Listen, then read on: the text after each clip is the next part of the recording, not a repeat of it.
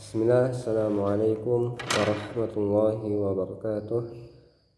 Innal hamdalillah nahmaduhu wa nasta'inuhu wa nastaghfiruh wa na'udzu billahi min shururi anfusina wa min sayyiati a'malina. May yahdihillahu fala mudilla lahu wa may yudlil fala hadiya lahu. Asyhadu an la ilaha illallah wa asyhadu anna Muhammadan 'abduhu wa rasuluh. Amma ba'du. Adik-adik semuanya, rahimani wa rahimakumullah. Semoga kita semuanya dalam lindungan Allah Subhanahu wa ta'ala untuk menjalankan aktivitas-aktivitas kita seperti biasanya. Langsung saja kita akan masuk pada pertemuan yang kedua daripada materi sejarah Islam.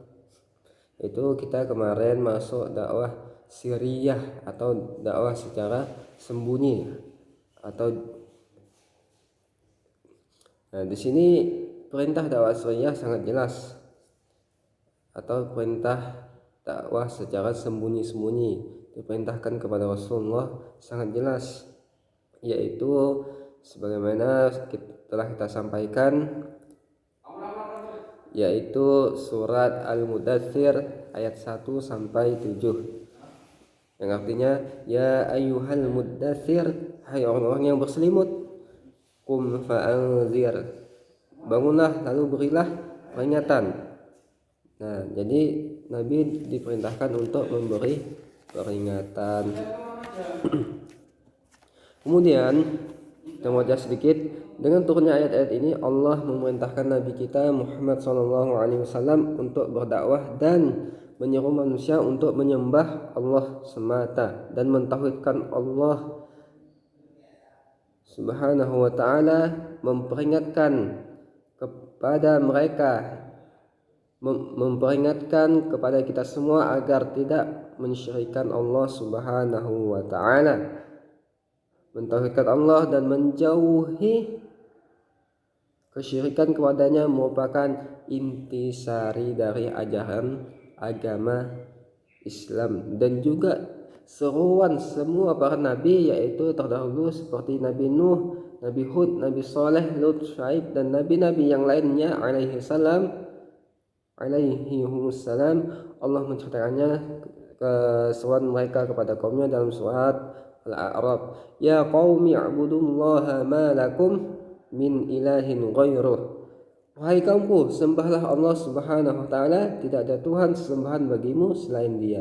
Nah, jadi dari nabi terdahulu sebelum Nabi Muhammad SAW, maka yang diseru adalah agama tauhid. Nah, di sini Nabi Muhammad juga sama, yaitu agama tauhid. Nah, kita langsung masuk pada pembahasan. Kita lanjutkan. Setelah dakwah sirriyah sembunyi-sembunyi dilakukan oleh Rasulullah, maka pasti banyak sedikitnya ada yang tertarik dengan agama Rasulullah SAW yang dibawa oleh Rasulullah SAW atau agama Islam. Nah, orang-orang yang pertama kali masuk Islam di sini nanti akan kita bahas. Nah, Nabi Muhammad SAW memulai dakwah kepada orang-orang yang terdekat. Jadi salah satu yang diajarkan metode adalah oleh Rasulullah, yaitu kita dakwahnya kepada orang-orang yang terdekat, jangan yang jauh dulu. Contohnya keluarga dan karib kerabat, serta kenalan yang baik secara sembunyi selama 3 tahun di Mekah. Nah, kita dakwah Nabi SAW yaitu secara sembunyi-sembunyi dari kerabat terdekat dulu atau orang-orang kenalan terdekat, kemudian keluarga, karib kerabat serta kenalan. Nah, di sini Nabi SAW tidak sebentar, tidak sebulan, 2 bulan atau 3 bulan dakwah secara sembunyi-sembunyi, tetapi Rasulullah SAW dakwah selama 3 tahun di Mekah. Bayangin, sembunyi-sembunyi 3 tahun. Jadi nggak seperti sekarang ada ustadz-ustadz muncul di televisi, di di sosial media, di HP. Enggak, kalau di zaman Rasulullah sembunyi-sembunyi. Dan orang yang pertama kali menerima dakwah Rasul beliau Shallallahu Alaihi Wasallam adalah istrinya. Siapa istrinya yang pertama?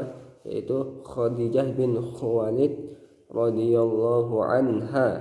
Kemudian disusul oleh Ali bin Abi Thalib radhiyallahu anhu, masuk Islam ketika berumur 10 tahun, tinggal bersama Nabi Shallallahu Alaihi Wasallam dan merupakan orang yang pertama kali masuk Islam dari kalangan anak-anak. Ingatkan, orang yang pertama kali masuk Islam di kalangan anak-anak adalah Ali bin Abi Thalib, yaitu ketika berumur 10 tahun. Kemudian disusul oleh Zaid bin Harithah radhiyallahu anhu, mantan hamba sahaya Nabi yang dimerdekakan oleh Nabi Shallallahu Alaihi Wasallam lalu tinggal bersamanya. Beliau adalah orang yang pertama kali masuk Islam dari golongan hamba sahaya. Nah, yang pertama tadi istri beliau yaitu Khadijah bin Khuwailid radhiyallahu anha, kemudian Ali bin Abi Thalib radhiyallahu anhu dari kalangan anak-anak, kemudian Zaid bin Harithah yaitu dari kalangan hamba sahaya. Kemudian ada lagi Abu Bakar As-Siddiq radhiyallahu anhu, sahabat karib Nabi sallallahu alaihi wasallam. Beliau adalah orang yang pertama kali masuk Islam dari kalangan laki-laki dewasa. Nah, jadi cuman sedikit dakwah selama 3 tahun, jadi nggak langsung banyak orang masuk, tapi perlahan Nabi, dan tentunya sabar. Kemudian Abu Bakar As-Siddiq sebagaimana yang kita ketahui sangat berpengaruh nanti ketika Rasulullah SAW wafat, bahkan menjadi khalifah. Nah, yang dikenal memiliki kecakapan dalam bergaul, cerdas, dermawan, dan berakhlak mulia, mengajak orang-orang untuk masuk ke dalam Islam. Beliau juga setelah masuk Islam, kemudian Abu Bakar As-Siddiq radhiyallahu anhu, dia mengajak kenal-kenalannya, mungkin saudara-saudaranya untuk masuk Islam juga. Di antaranya masuk Islamnya beberapa pemuka sahabat, yaitu melalui Abu Bakar As-Siddiq radhiyallahu anhu, yaitu Utsman bin Affan radhiyallahu anhu, Thalhah bin Ubaidillah, Sa'ad bin Abi Waqqas, Abdurrahman bin Auf, Az-Zubair bin Awam,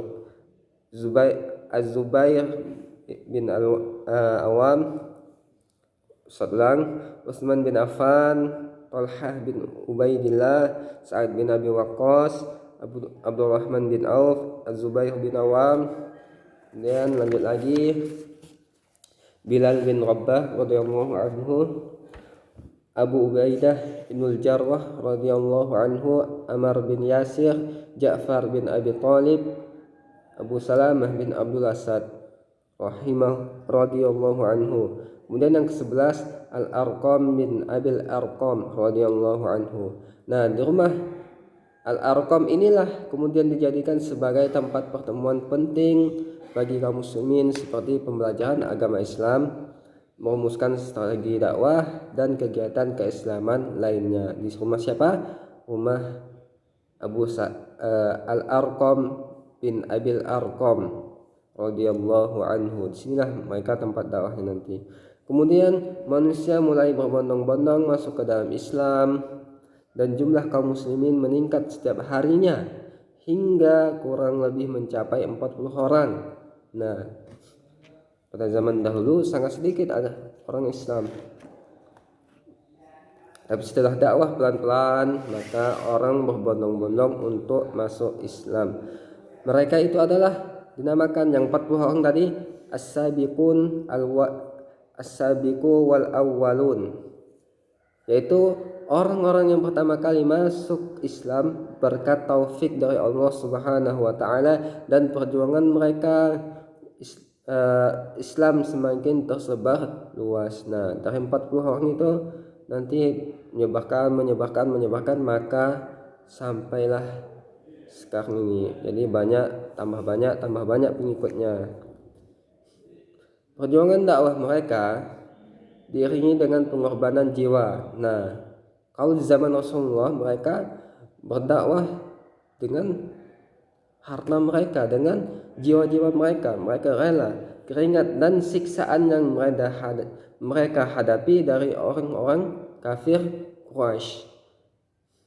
Mereka telah mendapatkan cinta dan keridaan Allah Subhanahu wa taala. Oleh karena itu kita hendaknya mengikuti tata cara dan jalan mereka dalam beragama, mencintai, mempelajari sejarah, memuji, menyebut nama Allah mereka dengan radhiyallahu anhu, yaitu semoga Allah meridhai mereka dan tidak mencelanya.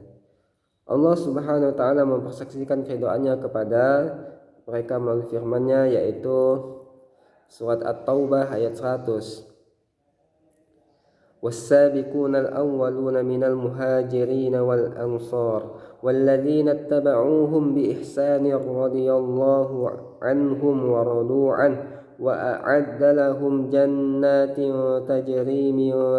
تجري تحتها الأنهار خالدين فيها ذلك الفوز العظيم. Kata Allah, yang artinya orang-orang yang terdahulu lagi, yang pertama-tama masuk Islam di antara orang-orang yang Muhajirin dan Ansor dan orang-orang yang mengikuti mereka dengan baik. Nah, kita diperintahkan untuk mengikuti pemahaman mereka dengan baik, atau sudah disampaikan tata cara dan jalan mereka dalam menempuh agama ini.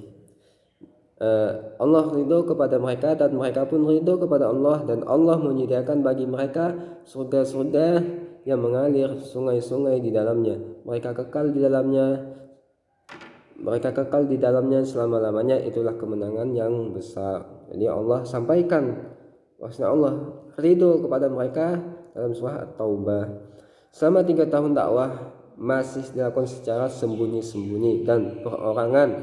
Selama rentang waktu ini telah terbentuk sekelompok orang-orang mukmin yang senantiasa menguatkan hubungan persaudaraan dan saling bahu-membahu. Penyampaian dakwah terus dilakukan hingga turun wahyu yang mengharuskan Rasulullah SAW menampakkan dakwahnya, jadi nggak sembunyi-sembunyi lagi, atau secara terang-terangan menjelaskan agama jahiliyah yang batil dan memerangi berhala mereka. Mungkin cukup ini yang Ustaz dapat sampaikan, kurang lebihnya mohon maaf. Apabila kurang jelas maka ditanyakan kembali. Ustaz ucapan jazakumullahu khairan. Wassalamualaikum warahmatullahi wabarakatuh.